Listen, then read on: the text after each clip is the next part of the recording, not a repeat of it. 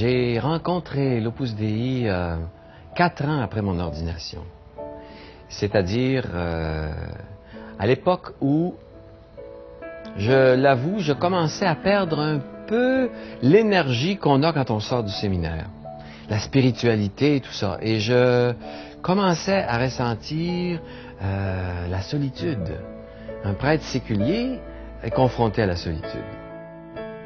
Le prêtre séculier, c'est vraiment le prêtre qui est dans le monde, au milieu du monde. Nous ne sommes pas dans une communauté.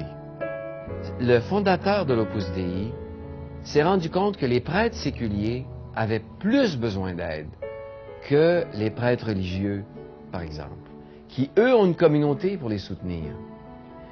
Et Saint José Maria était un prêtre séculier. Alors, un jour, il a dit, « Je mets tout de côté, occupez-vous de tout ce que j'ai déjà commencé.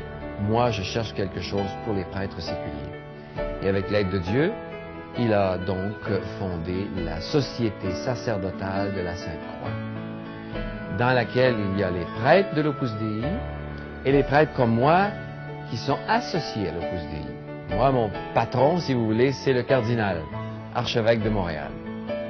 Tandis qu'un prêtre de l'Opus Dei, son prélat, c'est celui qui est à Rome.